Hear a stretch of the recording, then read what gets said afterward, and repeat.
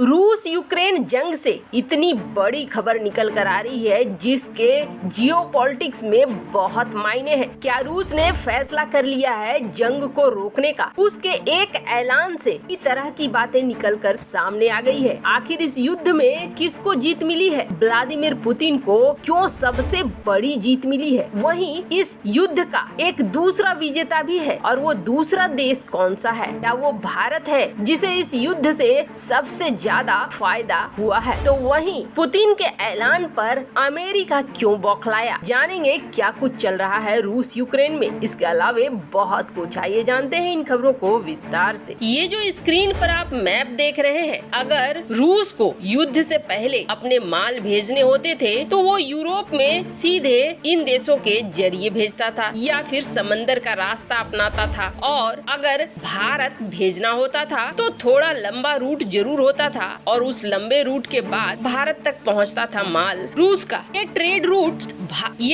Root रूस के थे यूरोप और बाकी देशों के लिए, यहाँ तक कि अफ्रीका तक भी अपनी पहुंच बनाने के लिए इन्हीं सब रास्तों का इस्तेमाल करता था रूस।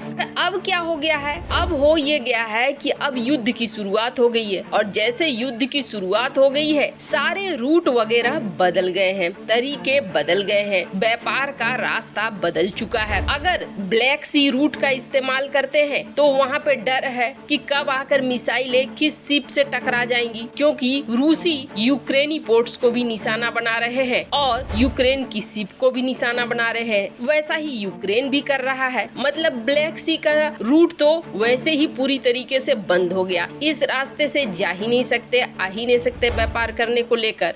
और आपको बता दें, यहाँ पर अगर कोई शिप तैयार भी होती है शिपमेंट को ले जाने के लिए, ले आने के लिए, तो जो इंश्योरेंस रेट है वो इंश्योरेंस रेट हो गया है $4 लाख से $6 लाख एक वीक के लिए। जो पहले कितना था? पहले था मात्र $80,000 से $1,20,000 के बीच में। और सिर्फ इतना ही नहीं, यूक्रेन जो गेहूं का व्यापार करता था, यहाँ तक कि 40% दुनिया का सूर्यमुखी का तेल, सनफ्लावर ऑयल ये प्रोड्यूस करता था, वो सब कुछ तबाह हो चुका है। रूस ने जिस तरीके से ब्लॉक करके रखा हुआ है, यूक्रेन इन चीजों को एक्सपोर्ट नहीं कर सकता है। भले यूक्रेन के ऊपर प्रतिबंध नहीं लगे हैं, लेकिन रूस ने भी समंदर में इस तरह का जाल बिछा कर रखा हुआ है कि अब यूक्रेन भी एक्सपोर्ट नहीं कर पा रहा है। जो देश ये सोच रहे हैं कि चलो हम रूस से न सही यूक्रेन से व्यापार कंटिन्यू करेंगे, वो भी नहीं हो पा रहा है। अमेरिका ने तेल को लेकर प्रतिबंध तो लगा दिया, लेकिन उनकी भरपाई कौन करेगा? अब जो रास्ते हैं, पहले होता ये था कि मेडिटेरियन सी से लेकर रूट बना था, उस रूट में एक दिन में लगते थे $16,000। ये फरवरी 24 तक की बात थी। लेकिन उसके बाद आज उस रूट में लगते हैं $1,57,000, वो भी पर डे। तो मान लिया यूरोप तो अमीर है, यूरोप दूसरे रूट को फॉलो कर लेगा और फॉलो करके पैसे देकर अपने देश में सामान मंगवा लेगा। लेकिन ये सबसे बड़ा कष्टकारी हो जा रहा है ऑस्ट्रेलिया, सबसे बड़ा कष्टकारी हो जा रहा है अफ्रीका के लिए। अफ्रीका के पास इतने पैसे नहीं है कि वो मनमानी कीमत देकर इस तरीके से सामानों का इंपोर्ट करे या फिर थर्ड पार्टी को पेमेंट करे ताकि यहाँ तक पहुँच सके। और अब जरा ये देखिए कि रूस के गैस के खरीदार कौन कौन है। Australia, Canada, Bharat, Japan, Malaysia, Singapore, Switzerland, ये वो देश हैं जो रूस के साथ कोई खास व्यापार नहीं करते हैं तेल और गैस का। से ऊपर चलिए, कोई 10% करता है, जैसे कि Austria, Belgium, France, Kyrgyzstan, Philippines, UAE, Spain, Thailand और यहाँ तक कि अमेरिका भी। तो वहीं कोई 20% करता है। 20% में है क्रोएशिया, इटली, न्यूजीलैंड। वहीं कोई 30% भी है जिसमें चीन, जर्मनी जैसे देश आते हैं। तो कोई ऐसा भी है जो 80 से 90% करता है, जैसे कि अजरबैजान, हंगरी, लिथुआनिया, फिनलैंड। और कोई है जो 100% करता है, जैसे Belarus, Cuba, Kazakhstan, Latvia, Slovakia. अब देखिए, सबसे बड़ी बात ये है कि ये जो इतने सारे देश देख रहे हैं आप, करीब 48 देश हैं। ये 48 देश $123 बिलियन का खरीदते हैं रूसी ऑयल। अब इनकी भरपाई तुरंत से कौन करने आएगा? कौन कर पाएगा? ऐसा नहीं है कि रूस यूक्रेन जंग से सिर्फ रूस और यूक्रेन प्रभावित हो रहे हैं, बल्कि इससे पूरी दुनिया प्रभावित हो रही है। और यही वजह है कि जर्मनी, फ्रांस इस चीज में लगे रहे कि किसी तरीके से इस युद्ध को रुकवाओ, और उन्हें आंशिक सफलता मिलती हुई दिखाई दे रही है। जो हाल ही में तुर्की में बैठक हुई, उस बैठक के बाद पुतिन ने ये ऐलान किया है कि यूक्रेन की राजधानी कीव से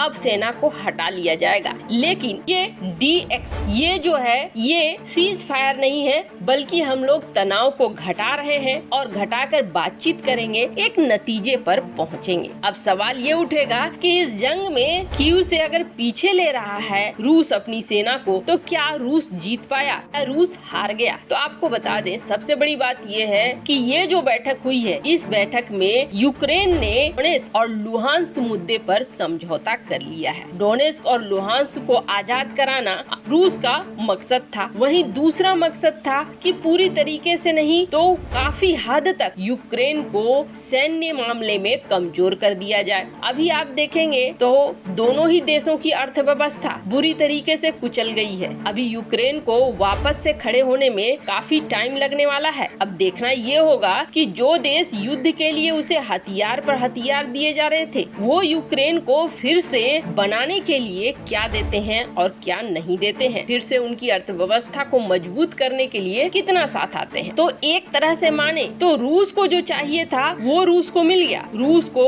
लुहांस्क, डोनेस्क चाहिए था, वो मिल गया। रूस को यूक्रेन की सेना को कमजोर करना था, ताकत को कमजोर करना था, वो कर दिया कमजोर। पर बात रही अमेरिका की। अमेरिका अभी भी आग में घी डालने का काम कर रहा है और अमेरिका ये कह रहा है कि ये एक भुलावा है, ये एक छलावा है, इसमें मत पड़ो, रूस फिर से हमला करेगा। उसने सिर्फ अपनी रणनीति बदली है। लेकिन आपको बता दें, इन सब में सबसे बड़ी जीत भारत को भी मिली है, क्योंकि भारत ने रूस की बहुत बड़ी मदद की है और बड़ी मदद करने की वजह से उस चीन और भारत में फर्क बहुत अच्छे से समझ चुका है। इन सारे समय में रूस के खिलाफ भारत नहीं गया, उल्टा अमेरिका के खिलाफ जाकर रूस की बड़ी मदद भी की, उसके तेल खरीदे, कोयले खरीदे, और वो भी आधिकारिक तौर पर चोरी छिपे नहीं, जो सीधे सीधे माना जाने लगा रूस का सपोर्ट। तो आने वाले समय में अगर चीन के साथ हमारा विवाद बढ़ता है तो ये सपोर्ट आपको कहीं न कहीं फायदा दिलाता हुआ भी दिखेगा। तो आपको बता दें, इन सब के साथ ब्रिटेन ने भी एक घोषणा की है। ब्रिटेन ने ये घोषणा की है कि अगर अभी युद्ध रुक जाता है तो जो प्रतिबंध लगे हैं रूस के ऊपर से, उसे उठा लिया जाएगा। ये रूस के लिए बहुत ही अच्छी बात हो सकती है। लेकिन अभी भी आप समझ लीजिए, ये कोई 100% नहीं है। अगर कुछ उकसावे की कार्रवाई होती है तो हो सकता है रूस फिर से जवाब दे। ऐसे आपको क्या लगता है, क्या